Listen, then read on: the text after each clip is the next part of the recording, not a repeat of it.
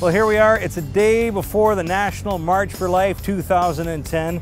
Behind me, of course, is empty now, but tomorrow we're expecting crowds of 15,000 to 20,000 people from all across Canada here to celebrate life, here to say no to abortion, here to tell our parliamentarians, tell the public that it's time for abortion to cease in this country. The theme this year, crime against humanity. Abortion, a crime against humanity. You're going to hear songs, you're going to hear prayers, you're going to hear people speaking about this from the steps of the legislature right there. 12 bishops have confirmed their attendance. Tomorrow, things start around 10 o'clock. There's a prayer service at the Jubilee Canadian Reformed Church here in Ottawa. The pro-life mass at the Notre Dame Cathedral, a few blocks over. And then at 12 noon starts the gathering of people here at Parliament Hill. There'll be music, talks, as I mentioned, and then at 1:30 the march starts throughout the streets of Ottawa and comes back, and we gather here. After that, we hear from the Silent No More campaign people, those who regret having an abortion. Some amazing testimony. It is an incredible, incredible couple of days here, winding up with our youth conference on Friday.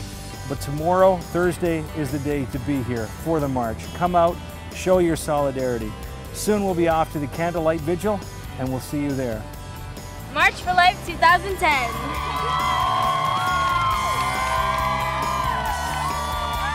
Here we are, day one. This is the pro-life vigil held the night before the march. Just prior to this, beautiful mass by the Papal Nuncio at St. Teresa Parish. But here, 500 people have proceeded from the church all the way down to the monument. Earlier tonight, we had the opportunity to speak to the Papal Nuncio, and here's what he had to say. Yes, I can repeat today the message I have made here in this evening in the vigil, to say to the young people that to make a word of courage, you have to be happy to feel that we are members of the church. You are a disciple of Christ. Christ has called us to be as member of his body. And as I was saying, we have to remember that we are in the world, but in the same way, our reasons of act, as our reasons to live, is not the reason that the world can dictate to us, but is the way of Jesus. That is our way, our truth, the life. Is he who is proposing to us as to be the proposal of our behavior, our way to act.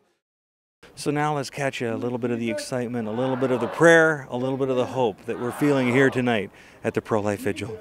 And that's why I want you who are more mature to be a source of hope and strength and encouragement to the young.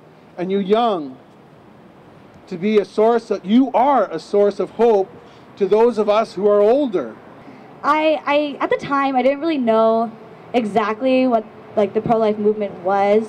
And I knew what abortion was, but I didn't have a full understanding of what it really meant and how it affected people. And when I was here 2 years ago at that Candlelight Vigil, I got to hear all the prayers and some stories, and the march just really opened my eyes and made me fully understand what was happening in our country. Like, you hear about things happening like the Holocaust or Rwanda genocide, hundreds of thousands of people died. But you don't think that it's happening in your own country. And I had no idea that it was happening. I had no idea. And when I found out, I was upset. I was angered.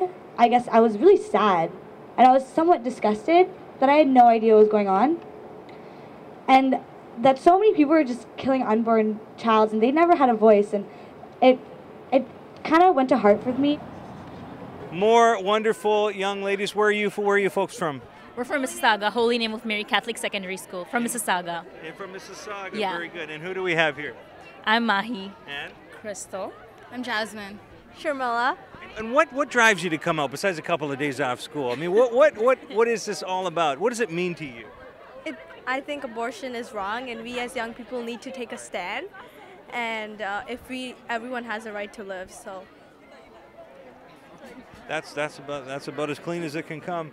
What about you? Do you think we'll ever see a day when there'll be no abortion here in Canada?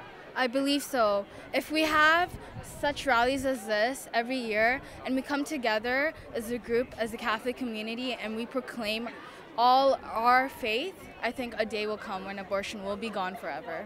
We've been coming for a couple years now, and our youth group is always really excited to go on big trips, and we believe that life is something that's really special to Canada, and we need to support that, so we send a group every year. We'll stand in the gap on behalf of our land. At the end of a very successful prayer vigil and Mass, we don't even say goodnight right now, because all night long there will be adoration of the Blessed Sacrament at St. Patrick's, and people will be praying all night long for the unborn as we look forward to a very successful and a very beautiful March for Life tomorrow on Parliament Hill. Now, to sing us out, we have these ladies from, where are you from?